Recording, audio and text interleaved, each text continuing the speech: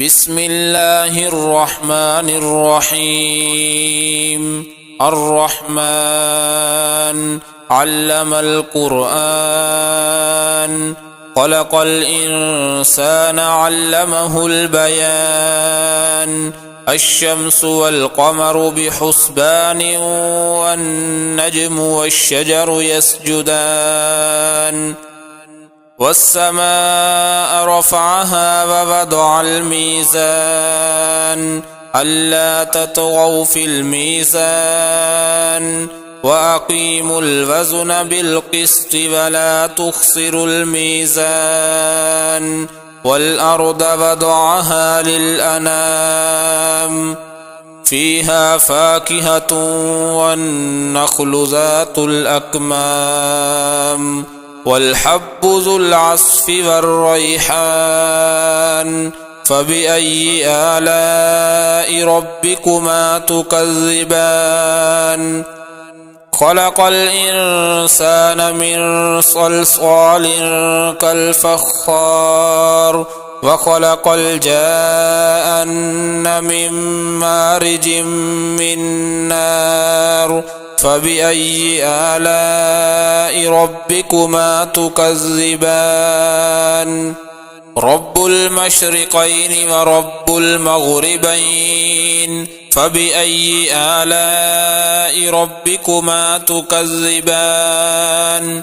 مرج البحرين يلتقيان، بينهما برزخ لا يبغيان. فبأي آلاء ربكما تكذبان؟ يخرج منهما اللؤلؤ والمرجان. فبأي آلاء ربكما تكذبان؟ وله الجوار المنشآت في البحر كالأعلام. فبأي آلاء ربكما تكذبان؟ كل من عليها فان، ويبقى وجه ربك ذو الجلال والإكرام. فبأي آلاء ربكما تكذبان؟ يسأله من في السماوات والأرض، كل يوم هو في شأن. فبأي آلاء ربكما تكذبان؟ سنفرغ لكم أيها الثقلان. فبأي آلاء ربكما تكذبان؟ يا معشر الجن والإنس إن استطعتم أن تنفذوا من أقطار السماوات والأرض فانفذوا، لا تنفذون إلا بسلطان. فبأي آلاء ربكما تكذبان؟ يرسل عليكما شواظ من نار ونحاس فلا تنتصران.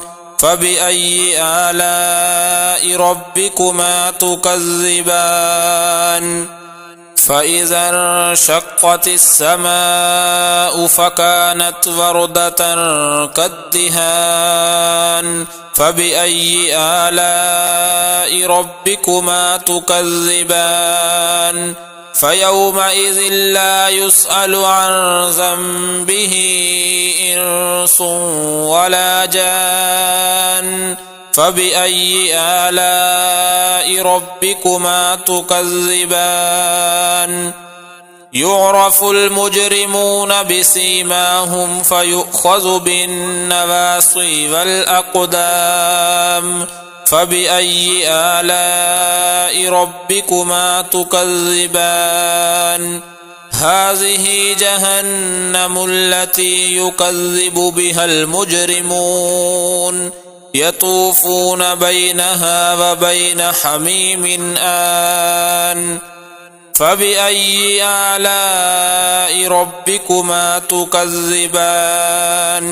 ولمن خاف مقام ربه جنتان، فبأي آلاء ربكما تكذبان ذواتا أفنان فبأي آلاء ربكما تكذبان فيهما عينان تجريان فبأي آلاء ربكما تكذبان فيهما من كل فاكهة زوجان فبأي آلاء ربكما تكذبان متكئين على فرش بطائنها من استبرق وجنى الجنتين دان فبأي آلاء ربكما تكذبان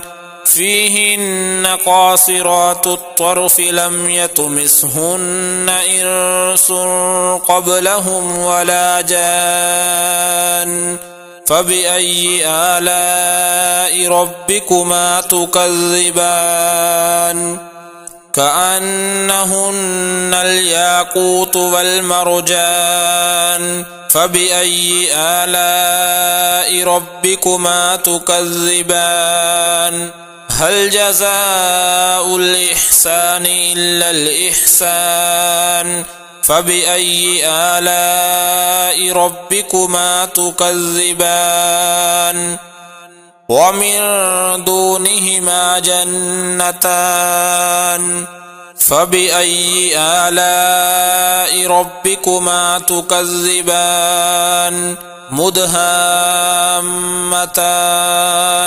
فبأي آلاء ربكما تكذبان فيهما عينان نضاختان فبأي آلاء ربكما تكذبان فيهما فاكهة ونخل ورمان فبأي آلاء ربكما تكذبان فيهن خيرات حسان فبأي آلاء ربكما تكذبان حور مقصورات في الخيام فبأي آلاء ربكما تكذبان لم يطمثهن إنس قبلهم ولا جان فبأي آلاء ربكما تكذبان متكئين على رفرف خضر وعبقري حسان فبأي آلاء ربكما تكذبان تبارك اسم ربك ذي الجلال والإكرام